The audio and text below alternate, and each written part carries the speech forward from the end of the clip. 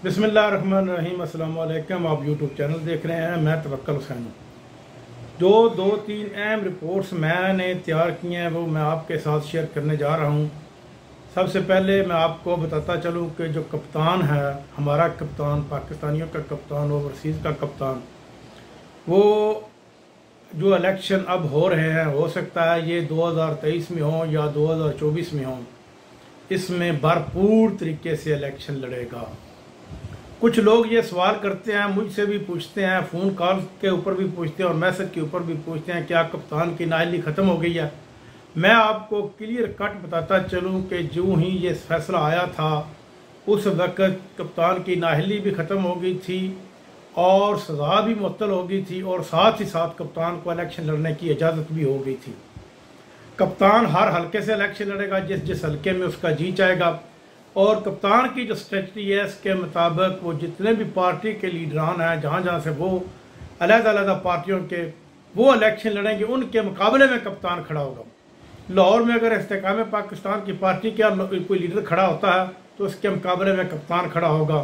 नवाज शरीफ खड़ा होता है तो उसके मुकाबले में कप्तान होगा। KPK में अगर फजल रहमान होता है तो उसके मुकाबले में कप्तान होगा। यानी कि मियाँ वाली में भी वो इलेक्शन लड़ेंगे। यानी कि हर ऐसे हल्के से जहाँ जहाँ मजबूत उम्मीदवार ये नून लीग, पीपल पार्टी और JUI MKM कहती है, वहाँ से कप्तान बजाते खुद इलेक्शन लड़ेगा।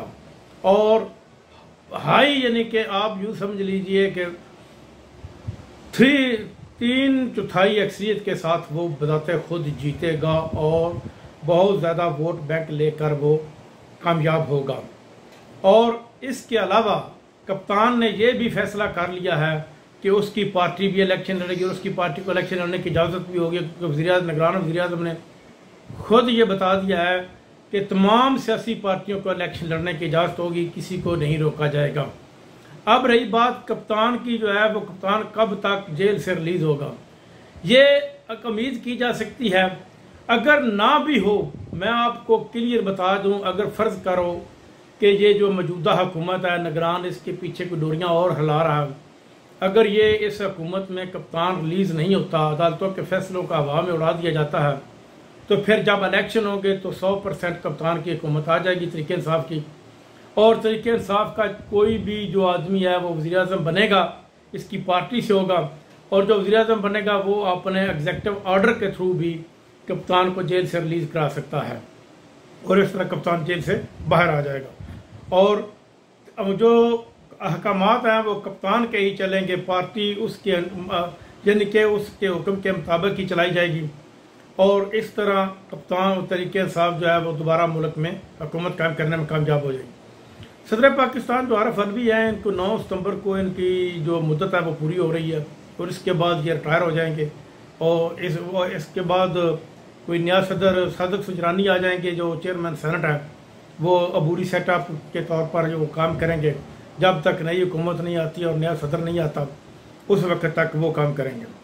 इस वक्त जो मौजूदा हालात पाकिस्तान में पैदा कर दिए गए हैं, महंगाई बेतहाशा कर दी गई है, बिजली के टैरिफ में फिर इजाफा हो गया है, डॉलर को तो रिवर्स गियर लग गया है। चीफ ऑफ आर्मी स्टाफ के एक बयान के ऊपर डॉलर जो है वो वापस मुड़ना शुरू हो गया है और अपनी असल कीमत में उम्मीद है कि वो 250 तक डॉलर आ सकता है इन 2-3 महीनों के अंदर अंदर। हो सकता है इससे जल्दी वो आ जाए 250 रुपये के ऊपर। लेकिन बिजली की बिलों में इजाफा हो रहा है, आटा, घी, दालें, चावल, इनकी कीमतों में लगातार इजाफा हो रहा है, खाने पीने की अशिया, सब्ज़ी, फ्रूट, इनकी कीमतों में इजाफा हो रहा है। महंगाई इस कदर बढ़ रही है कि अवाम की पहुँच से ये महंगाई यानी कि चीज़ें, अशिया खुर्दो जो है वो दूर जा रही हैं। इसकी वजह रीज़न जो है वो पिछली हुकूमत जो 16 माह की हुकूमत थी PDM की, उसके जो किए हुए बुरुदी सुंगे हैं जो बिछा कर गई थी, वो आहिस्ता आहिस्ता फटेंगी और अवाम के ऊपर ही फटेंगी, क्योंकि अवाम की वो दुश्मन हुकूमत थी। वो अवाम का कोई भी रिलीफ, उससे ज़्यादा तो ये निगरान हुकूमत अवाम के लिए काम कर रही है। उसने 18 महीनों में, 16 महीनों में जो हुकूमत किया है, कोई भी काम उन्होंने अवाम के लिए नहीं किया, बल्कि अवाम के एंटी उन्होंने काम किया। खुद अपनी करप्शन की है और करप्शन को महफूज करने के लिए उन्होंने सारे काम किए। आज बिलावल भुट्टो जरदारी चीख कर ये कह रहा है कि इलेक्शन 90 दिन के अंदर होने चाहिए। लेकिन जब जो असम्बली में बिल पास हो रहा था तो उस वक्त ये खुद इख्तियारात दे रहे थे कि इलेक्शन के इख्तियारात जो है वो इलेक्शन कमीशन के पास होने चाहिए।